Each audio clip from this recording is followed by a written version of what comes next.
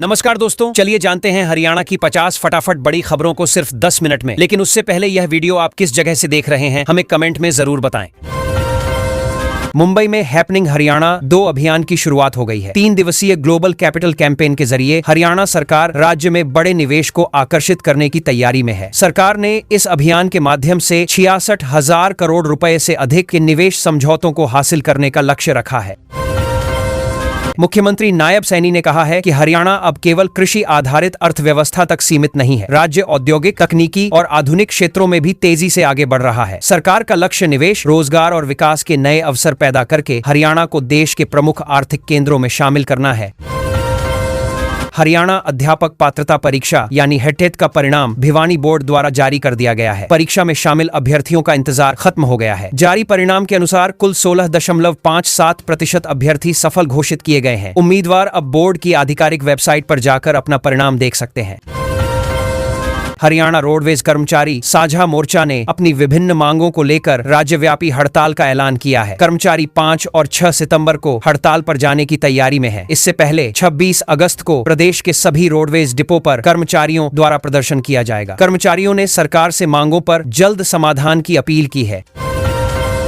हरियाणा के खेल मंत्री गौरव गौतम खिलाड़ियों से सीधे संवाद बढ़ाने के लिए खेल पे चर्चा अभियान शुरू करने की पहल कर रहे हैं। इस अभियान का उद्देश्य खिलाड़ियों की समस्याओं को समझना और उनका समाधान करना है। खिलाड़ियों से बातचीत के जरिए खेल सुविधाओं, प्रशिक्षण, संसाधनों और अन्य आवश्यकताओं से जुड़े मुद्दों पर जानकारी लेकर सुधार की दिशा में कदम उठाए जाएंगे।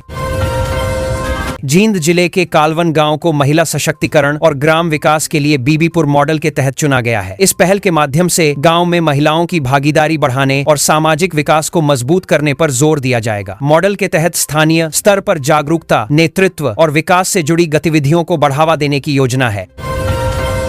खेल सुविधाओं के विस्तार की दिशा में हरियाणा के खरड़ अलीपुर में आधुनिक मल्टीपर्पज कुश्ती हॉल का निर्माण किया जाएगा। इस परियोजना पर करीब 5.32 करोड़ रुपए की लागत आने की बात सामने आई है। हॉल बनने से स्थानीय खिलाड़ियों को बेहतर प्रशिक्षण सुविधा मिलेगी और क्षेत्र में कुश्ती सहित अन्य खेल गतिविधियों को भी प्रोत्साहन मिलने की उम्मीद है।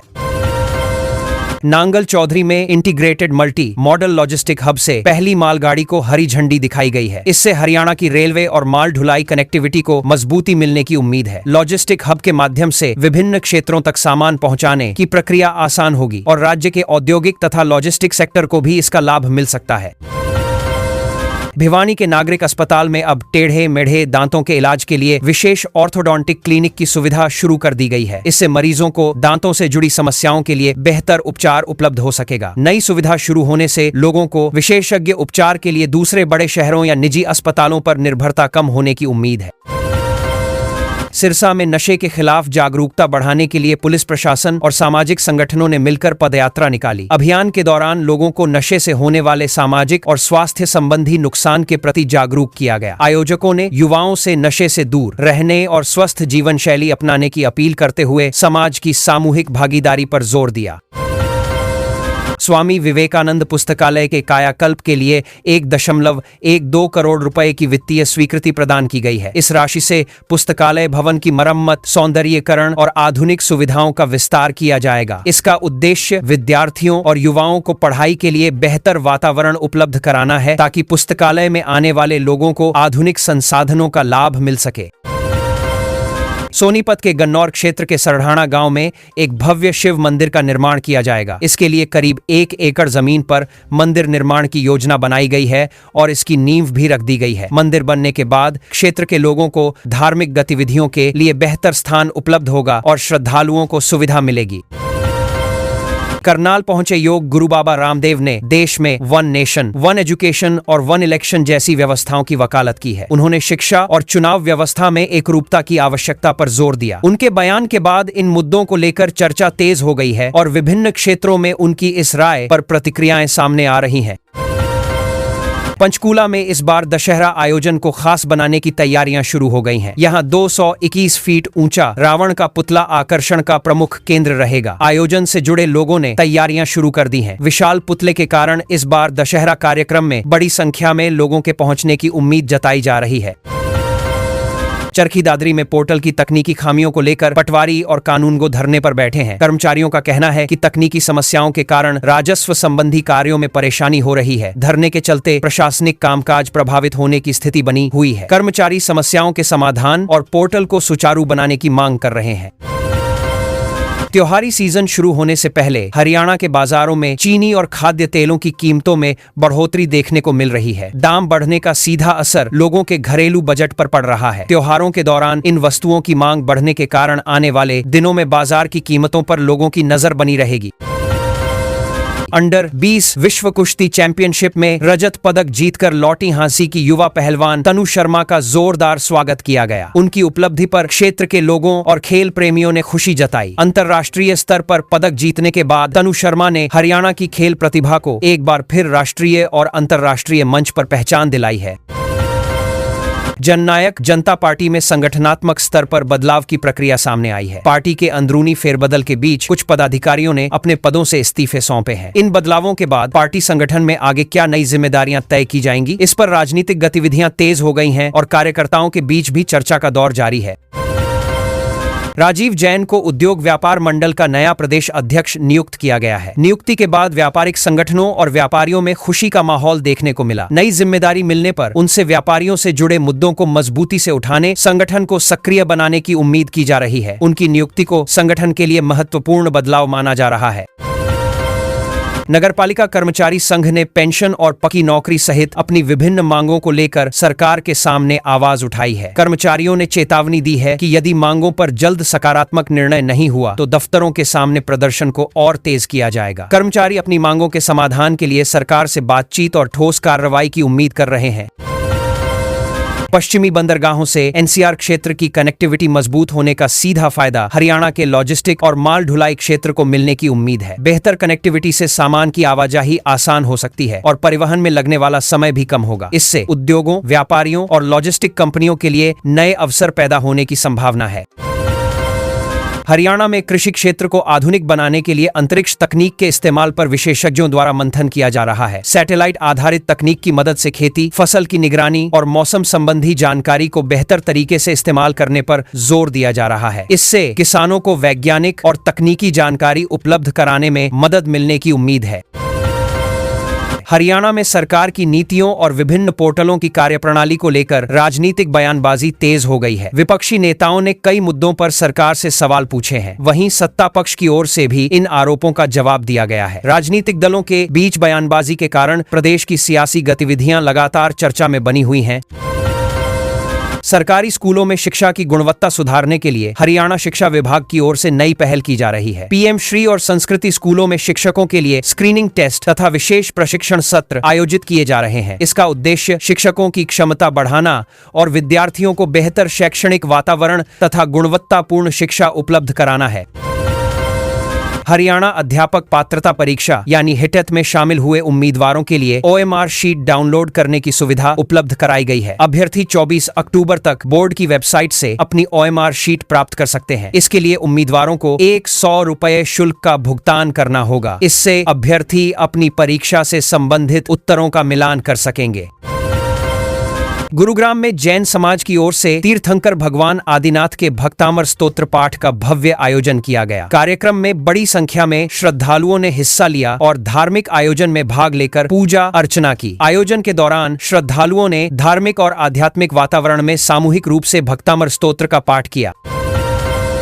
स्कूलों में विद्यार्थियों को नैतिक शिक्षा देने और नशे जैसी बुराइयों से दूर रखने के लिए ब्रह्मा कुमारी संस्था की ओर से जागरूकता कार्यक्रम आयोजित किए जा रहे हैं। इन सत्रों में विद्यार्थियों को सकारात्मक सोच, अनुशासन और अच्छे जीवन मूल्यों के बारे में प्रेरित किया जा रहा है। साथ ही युवाओं को नशे से दूर रहने का संदेश भी दिया जा रहा है। यमुनानगर में चीनी मिलों में घटती गन्ने की पेराई और गन्ने का रकबा कम होने का मुद्दा सामने आया है। किसानों ने सरकार से गन्ने से जुड़ी नीतियों में सुधार की मांग की है। किसानों का कहना है कि गन्ने की खेती को प्रोत्साहन देने और मिलों की स्थिति बेहतर करने के लिए प्रभावी कदम उठाए जाने जरूरी हैं। हरियाणा में आगामी स्थानीय निकाय चुनावों को लेकर राजनीतिक दलों के स्तर पर तैयारियां शुरू हो गई हैं। अलग अलग दलों के नेता और संगठन अंदर खाने बैठकें कर रहे हैं। चुनावी रणनीति, संभावित उम्मीदवारों और स्थानीय स्तर पर संगठन को मजबूत करने जैसे मुद्दों पर चर्चा का दौर चल रहा है। इससे प्रदेश में स्थानीय राजनीति की गतिविधियां बढ़ रही हैं। हरियाणा के ग्रामीण और शहरी क्षेत्रों में स्वास्थ्य सेवाओं को डिजिटल और अधिक सुलभ बनाने की दिशा में नए पोर्टल शुरू किए गए हैं। डिजिटल व्यवस्था के जरिए स्वास्थ्य सेवाओं से जुड़ी जानकारी और प्रक्रियाओं को आसान बनाने पर जोर दिया जा रहा है। इससे मरीजों और स्वास्थ्य विभाग के बीच सेवाओं की पहुंच तथा प्रबंधन को बेहतर बनाने में मदद मिलने की उम्मीद है। हरियाणा में युवाओं को रोजगारपरक प्रशिक्षण उपलब्ध कराने के लिए कौशल विकास योजनाओं पर जोर दिया जा रहा है। हरियाणा कौशल रोजगार निगम के माध्यम से युवाओं के लिए नए अवसरों पर काम किया जा रहा है। सरकार का उद्देश्य युवाओं को उनकी क्षमता के अनुसार प्रशिक्षण और रोजगार के अवसर उपलब्ध कराकर उन्हें आत्मनिर्भर बनाने की दिशा में आगे बढ़ाना है। राज्य में भूजल स्तर को बेहतर बनाने के लिए मेरा पानी मेरी विरासत योजना के तहत किसानों को वैकल्पिक फसलों की ओर प्रोत्साहित किया जा रहा है। इसका उद्देश्य अधिक पानी की खपत वाली फसलों पर निर्भरता कम करना है। किसानों को जल संरक्षण के महत्व के बारे में जानकारी देकर कम पानी में बेहतर उत्पादन वाली फसलों को अपनाने के लिए प्रेरित किया जा रहा है। हरियाणा में किसानों की आय बढ़ाने के लिए बागवानी और आधुनिक कृषि सुविधाओं के विकास पर जोर दिया जा रहा है। गन्नौर सहित विभिन्न क्षेत्रों में आधुनिक मंडियों और बागवानी केंद्रों के विकास कार्य आगे बढ़ाए जा रहे हैं। इन सुविधाओं से किसानों को अपनी उपज के बेहतर प्रबंधन, बिक्री और बाजार तक पहुंच बनाने में मदद मिलने की उम्मीद है।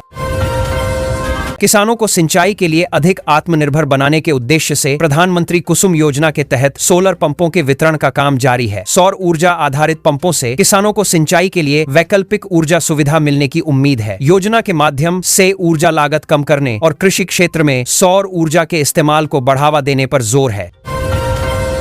हरियाणा में सड़क सुरक्षा को लेकर पुलिस की ओर से विशेष अभियान चलाए जा रहे हैं। यातायात नियमों का पालन कराने के लिए विभिन्न स्थानों पर वाहन जांच की जा रही है। साथ ही लोगों को हेलमेट, सीट बेल्ट और अन्य जरूरी सुरक्षा नियमों के प्रति जागरूक किया जा रहा है। अभियान का उद्देश्य सड़क दुर्घटनाओं को कम करना है।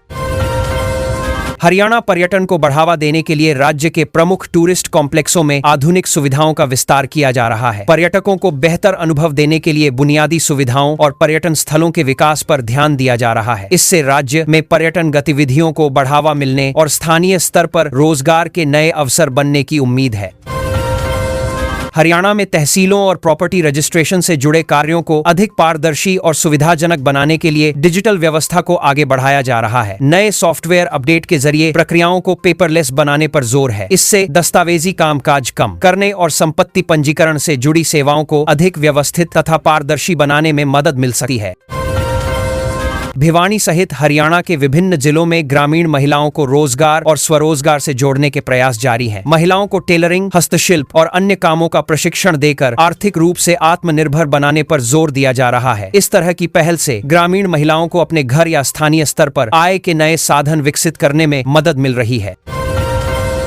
गुरुग्राम और फरीदाबाद के तकनीकी क्षेत्रों में स्टार्टअप संस्कृति को बढ़ावा देने के लिए नए इंक्यूबेटर सेंटर स्थापित किए जा रहे हैं। इन केंद्रों के जरिए युवा उद्यमियों को अपने नए विचारों को व्यवसाय में बदलने के लिए मार्गदर्शन और सुविधाएं उपलब्ध कराने पर जोर है। इससे प्रदेश में नवाचार और नई तकनीक आधारित कारोबार को बढ़ावा मिलने की उम्मीद है। हरियाणा में पर्यावरण संरक्षण को बढ़ावा देने के लिए एक पेड़ मां के नाम अभियान के तहत बड़े स्तर पर पौधारोपण किया गया है। अभियान के जरिए लोगों को पेड़ लगाने और उनकी देखभाल के लिए प्रेरित किया जा रहा है। पर्यावरण को हरा भरा बनाने के साथ इस पहल का उद्देश्य लोगों में प्रकृति संरक्षण के प्रति जागरूकता बढ़ाना भी है।